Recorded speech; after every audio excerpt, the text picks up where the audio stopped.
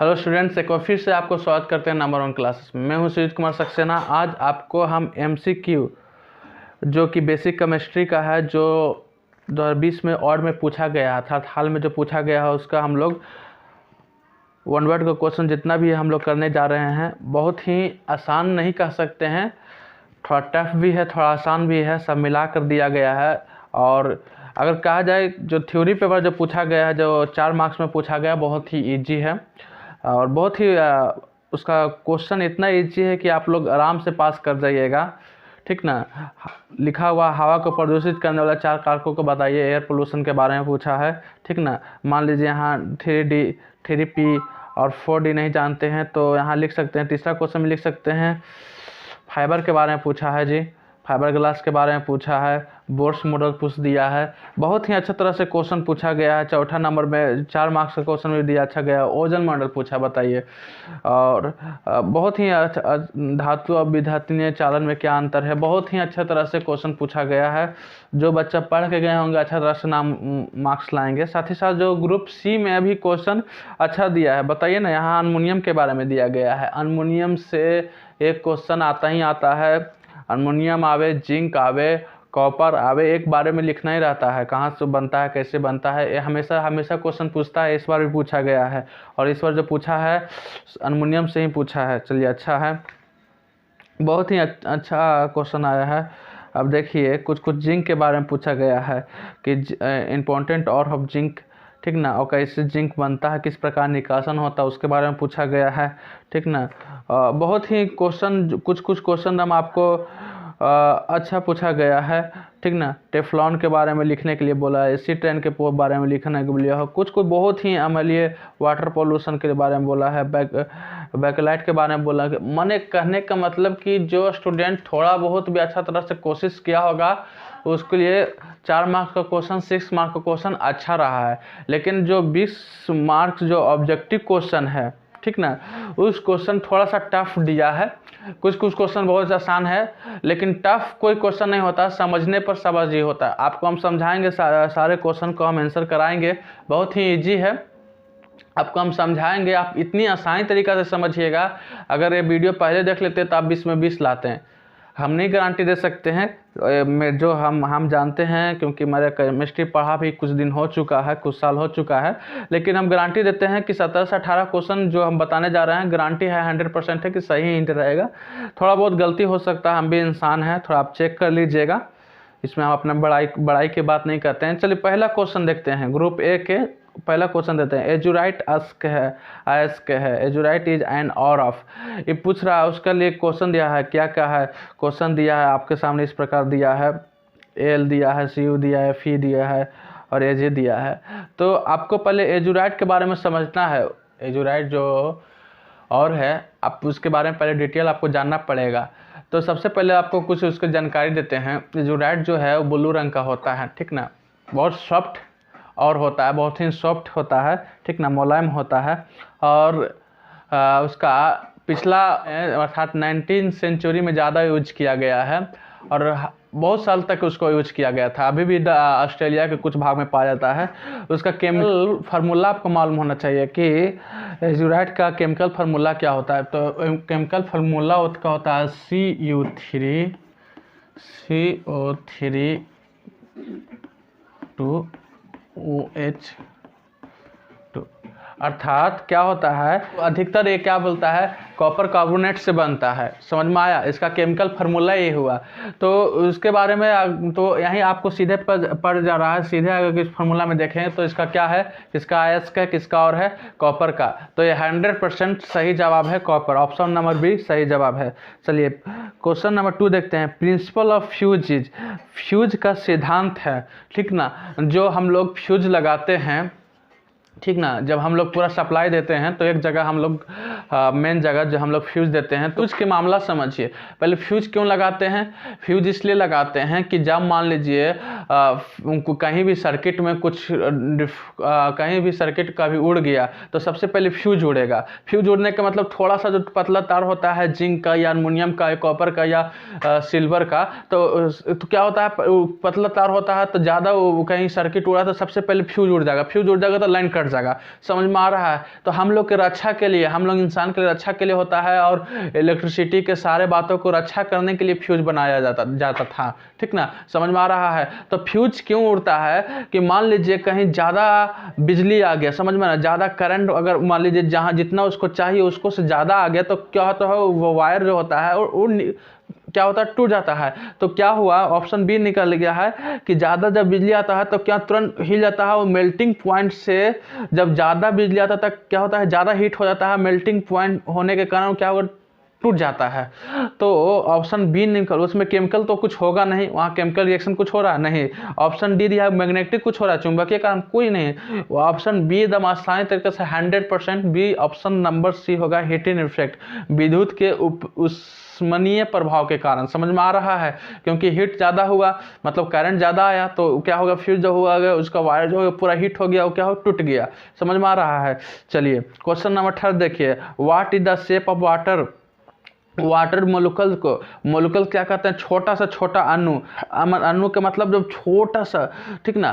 तो जल के अणु का आकार क्या होता है, ठीक ना। तो ऑप्शन नंबर ए बेंट होता है। आपको मान लीजिए हम ज़्यादा पढ़ाने के लिए कोशिश नहीं कर रहे हैं, एच होता है और ए क्या होता है, इसका आकृति अगर बनता है तो यहाँ एक एच जाता है, इधर से एच जाता है, इधर से आता है, इस प्रकार का एक बनता है। इसके बारे में डिटेल आपको शायद क्लास में पढ़ाया गया होगा, ठीक ना। तो ये बेंट होता है। चलिए और क्या लिखा हुआ है, क्वेश्चन नंबर 4। तो इसमें ऑप्शन नंबर ए बेंट हो गया। क्वेश्चन नंबर 4 दिया है, छठे आवर्त में कितने तत्वों को रखा गया है। आप प्रेडिक्ट टेबल पढ़े हैं ना जी, जो इस प्रकार बनता है, यहाँ एक होता है, फिर इसके बाद इस प्रकार यहाँ बनता है, ठीक ना, फिर इस लंबा होता है जो उसमें सबका जो रखा गया है, ठीक ना। उस टेबल के बारे में पढ़ते गए तो बोला गया है कि जो छठे नंबर में है, मतलब 6 रो में आया, यहाँ जो यहाँ 1 रो हो गया, दूसरा रो हो गया, तीसरा रो हो गया, इस प्रकार जो होता है बनता है।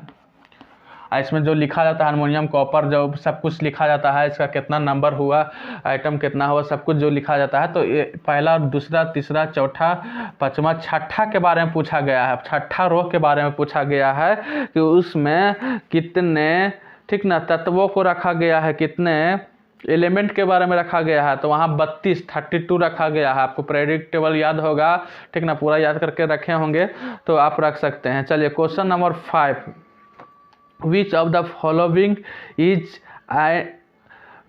following is an और ऑफ Cu अर्थात कॉपर। समझ में आया? कॉपर से दो गो दिया गया है, कॉपर से दो और के बारे में 2 गो दिया गया है। तो यहाँ समझिए हम क्या समझा रहे थे, पहला क्वेश्चन में एजुराइट के बारे में समझा रहे थे, ठीक ना।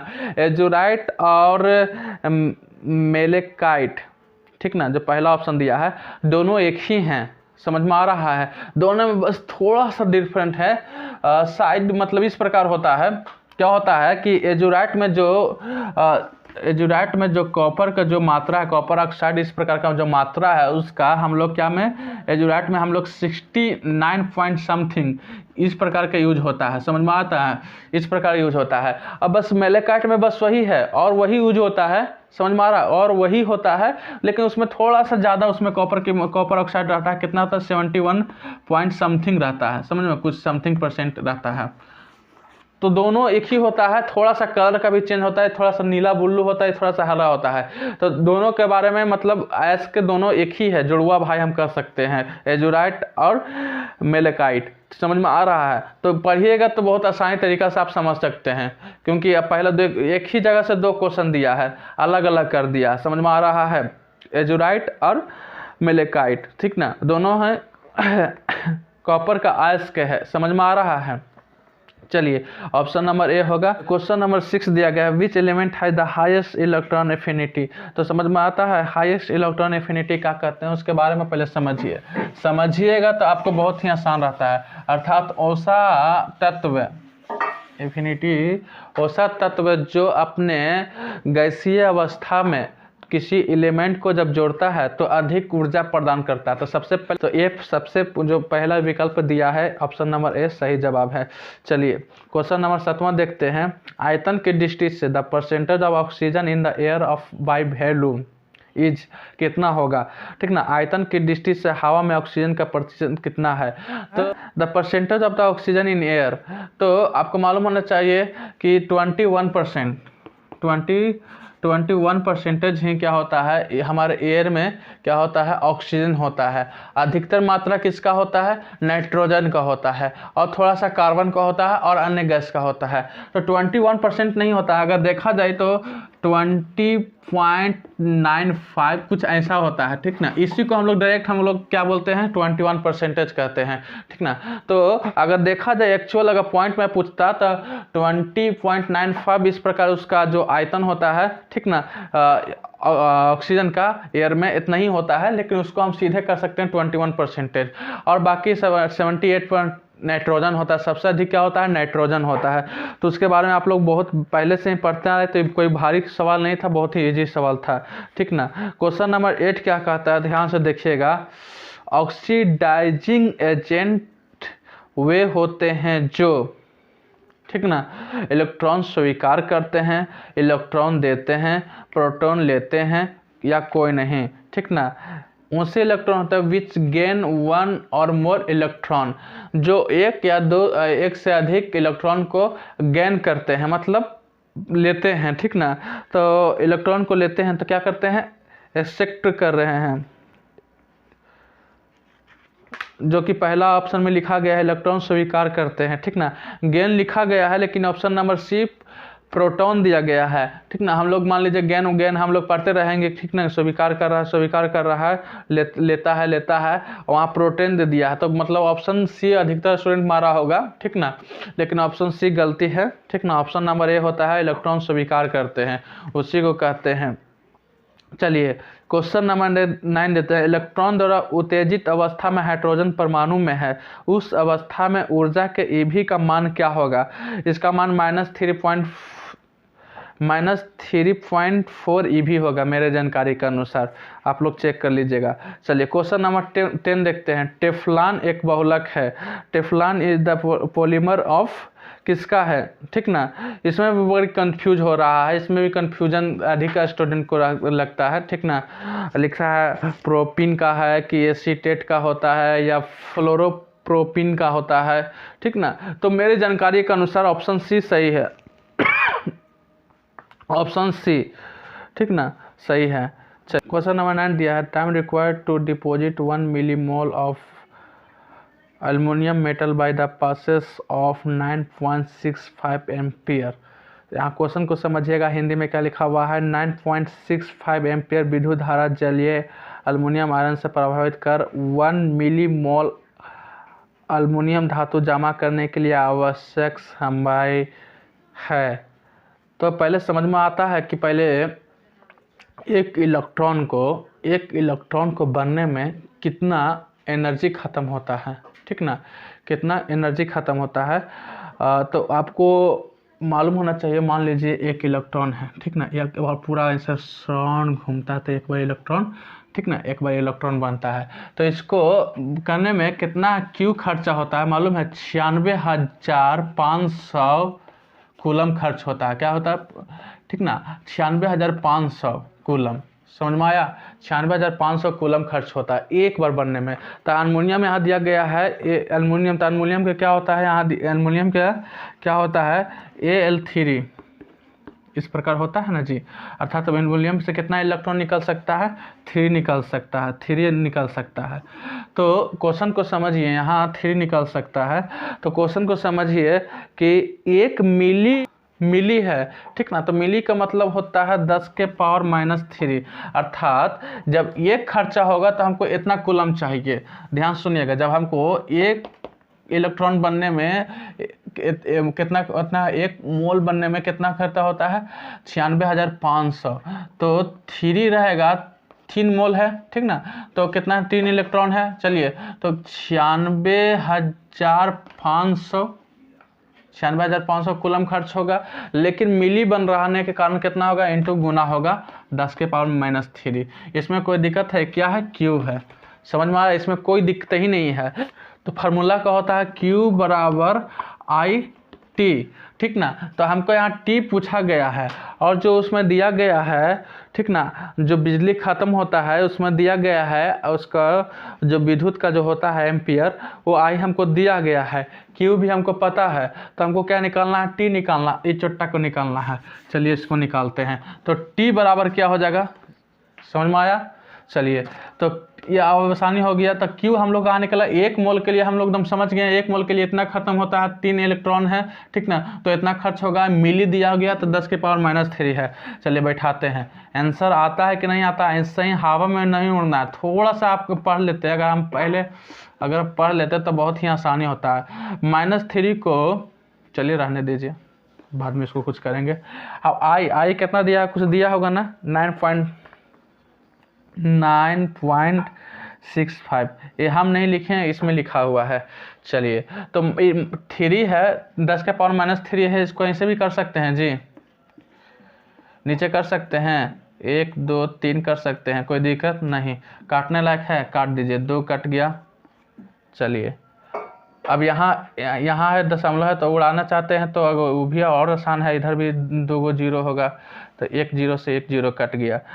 अब क्या है, 965, चलिए भी कट गया, तो बचा कुछ 3 × 10 बचा, बहुत आसान है। 3 × 10 कितना होता है जी, 3 × 10 होता है 30। क्या है, टाइम है, तो टाइम क्या दिया है, सेकंड में दिया है ना जी, चलिए सेकंड, तो 30 सेकंड ऑप्शन दिया है, 30 सेकंड ऑप्शन दिया है बी नंबर। बहुत केमिस्ट्री बहुत ही आसान तब होगा जब समझिएगा, नहीं होगा तो हवा में उड़ने से कुछ नहीं होता, क्योंकि केमिस्ट्री तो हवा में है, हम ऑक्सीजन ले रहे हैं, कभी हवा दिखाई देता है, नहीं देता है, लेकिन समझना है, महसूस करना है। केमिस्ट्री एक ऐसा चीज़ है कि सब कुछ हवा में है, ऑक्सीजन, नाइट्रोजन, सब कुछ है, इसी में सब कुछ मिला है, कार्बन डाइऑक्साइड भी मिला, और कई गन जो हम लोग दिखाई नहीं दे रहा है, इसी को तो केमिस्ट्री है। चलिए number of angular nodes for 4d orbital, चलिए 4d के लिए कितना होगा, 2 होगा, इसके भी निकालेंगे तो थोड़ा सा समय निकालेगा, लेकिन ऑप्शन नंबर ए सही होगा, बहुत ही इसको भी निकाल सकते हैं। चलिए आगे लिखा गया है, किस जलीय घोल में हाइड्रोजन अवकृत नहीं होता है, तो जिंक में, समझ में आ रहा है, जिंक सही जवाब है। जिंक एक ऐसा चीज़ है जिसमें सॉल्यूशन जो हाइड्रोजन होता है वो क्या होता है, क्या बोलते हैं उसको, रिड्यूज नहीं होता है, समझ में आ रहा है। चलिए टाइम को देखते हुए हम आगे बढ़ रहे हैं, इसको भी समझ लीजिए, इसको हम साफ करते हैं। देखिए केमिस्ट्री का क्वेश्चन तभी आसान होगा जब आप समझिएगा, कोई भी न्यूमेरिकल पूछता है थोड़ा बहुत आसानी से। क्वेश्चन नंबर 15 क्या है, what will be angular moment for n बराबर 4, ठीक ना, n बराबर 4 के लिए कोणीय समय क्या है। तो कुछ आप लोग भी कीजिए, बहुत ही आसान क्वेश्चन है, थोड़ा सा कमेंट कीजिए, इस क्वेश्चन में कमेंट कीजिए। आपको भी ऑप्शन देते हैं, 50-50 का ऑप्शन देते हैं, इसमें ए या तो बी होगा, इसमें या ए और ऑप्शन या बी आपको सामने देते हैं, आप कमेंट कीजिए कौन सा ऑप्शन होगा। चलिए आगे देखते हैं, क्वेश्चन किस प्रकार है, किसी तार का प्रतिरोध 20 ओम है, ठीक ना, the resistance of wire is 20 ओम, ठीक ना, it is stretch so that it reduce become half, the new resistance कितना होगा, ठीक ना। यहाँ कुछ पूछा गया है, किसी तार का प्रतिरोध 20 ओम है, तार का इस प्रकार खींचा जाता है जिसकी त्रिज्या आधी हो जाती है, जिसका त्रिज्या क्या होती है, d/2 हो जाती है, आधी हो जाती है। तो पूछा गया है इसका न्यू रेजिस्टेंस क्या होगा, समझ में आ रहा है। ये क्वेश्चन हमेशा हर बार पूछा जाता है, कभी इसका त्रिज्या आधा कर दिया जाता है, कभी इसका त्रिज्या दुगना किया जाता है, इसलिए केमिस्ट्री पढ़ने वालों हमेशा इस प्रकार क्वेश्चन याद करके रखें, ठीक ना। आधा किया जाता है या पूरा किया जाता है, या तो इसको कभी 4 गुना भी किया जाता है, इस प्रकार एक क्वेश्चन पूछा गया है। तो इस अवस्था में क्या रहता है, जब आधा कर लिया जाता है तो 4 गुना हो जाता है, समझ में आ रहा है। तो जब आधा हो जाता है तो उसका 4 गुना हो जाता है, बस यही याद रखिए, ठीक ना। तो 20 ओम इंटू 4 कितना होगा, 80। तो मेरे जानकारी के अनुसार 80 नंबर जो हो 18 ओम जो होगा, ठीक ना, ऑप्शन सी सही जवाब है। इसको चेक कर लीजिएगा। चलिए, अब बैटरी से दिया गया है, लेड स्टोरेज बैटरी चार्ज करने के दौरान कैथोड पर होने वाली प्रतिक्रिया होती है। एनोड का कैथोड पूछा गया है, कैथोड पर क्या प्रतिक्रिया होती है उसके बारे में बताइए। ऑप्शन ये आपके सामने दिया गया है। तो देखिए स्टूडेंट, हम जब MCQ करते थे, जब हम पढ़ते थे, तो हम किस प्रकार करते थे, कभी कभी मान लीजिए हमको कुछ नहीं मालूम है, समझ में आया, अभी तो बहुत आसान क्वेश्चन है, अभी तो कोई दिक्कत नहीं होगा, लेकिन कभी कभी सोचे कि हमको नहीं आ रहा है तो कुछ दिमाग लगा के हम ऑप्शन मांगते थे, ऐसे तो छोड़ते नहीं थे, ठीक ना। तो यहाँ हम देखे हैं, अगर देखिएगा ऑप्शन ए देखिएगा, PV+2 इलेक्ट्रॉन है माइनस, इस प्रकार दिया गया है। तो देखिएगा ऑप्शन सी है, एक बहुत लंबा समीकरण दिया है, बहुत लंबा समीकरण दिया है। तो हम सोचते थे इन ऑप्शन सी लंबा समीकरण दिया काहेला है, अगर ये आंसर नहीं होता तो इतना लंबा काहेला प्रिंट जब करता, थोड़ा सा कुछ दे देता। तो ऑप्शन सी सही जवाब है उस दृष्टि से, जब हमको नहीं आता तभी। लेकिन यहाँ देखिएगा ऑप्शन सी सही जवाब है। थोड़ा सा इसको रिएक्शन को थोड़ा सीधा कर लीजिएगा, ठीक ना, थोड़ा सा इसको रिएक्शन को सीधा और कर लीजिएगा तो सही हो जाएगा। तो ऑप्शन सी सही जवाब है, लेकिन थोड़ा सा रिएक्शन को जो उसको मिला लीजिएगा, समीकरण को बराबर कर लीजिएगा, ठीक ना। तो ऑप्शन सी सही जवाब है। इसलिए कभी स्टूडेंट इसमें ऑप्शन दा अर्थात ऑप्शन डी करके कोई मारा होगा मालूम नहीं, लेकिन ऑप्शन सी सही है, उसका थोड़ा सा बदल लीजिएगा। क्वेश्चन नंबर नेक्स्ट क्या है, विच ion will give colour solution. तो क्या है कि Fe, ठीक ना, Fe क्या होगा, सही जवाब है, क्योंकि इसमें 4 ऐसे इलेक्ट्रॉन होते हैं जो अनपेयर होते हैं, जिसके चलते अलग अलग प्रकार के कलर आते हैं, ठीक ना। तो एक क्वेश्चन हो गया बहुत आसान तरीका से। The number of the possible orbit अर्थात all which energy level is n बराबर 3 विल बी। तो n स्क्वायर कर देंगे, ठीक ना, n स्क्वायर कर देंगे तो क्या होगा, 3 का स्क्वायर 9, इसमें सबसे हाईएस्ट क्या दिया हुआ है 9, ऑप्शन सी सही जवाब है 9, इसमें कोई दिक्कत नहीं होगा। थोड़ा सा तो 18 को भी चेक कर लीजिएगा, इसमें कॉपर भी कुछ लोग का कहना है, लेकिन मेरे ख्याल से, ठीक ना, Fe सही जवाब है। तो इस प्रकार का आज हम लोग 20 क्वेश्चन को जो पूछा गया है हम लोग उसका सॉल्यूशन किए। हो सकता है 1-2 क्वेश्चन हमारी जानकारी हो, गलती हो सकती है, इसमें हम कुछ नहीं कर सकते हैं, ठीक ना। मेरी पढ़ाई 2-3 साल पहले केमिस्ट्री ज़्यादा हमारा नहीं है, लेकिन कुछ भी हम पढ़ सकते हैं, क्योंकि सब कुछ हम पढ़े हैं, हम इसलिए सॉल्व करते हैं केमिस्ट्री, या कुछ भी सॉल्व हम कर सकते हैं थोड़ा बहुत, क्योंकि हम उस लाइन से उस पेपर को हम लोग पढ़े हैं, इसलिए हम कर सकते हैं। किस प्रकार वीडियो लगा, थोड़ा सा आप लाइक कर दीजिए, कमेंट कर दीजिए और शेयर कर दीजिए। अगर अभी तक मेरे चैनल को सब्सक्राइब नहीं किए तो सब्सक्राइब कीजिए। Thank you.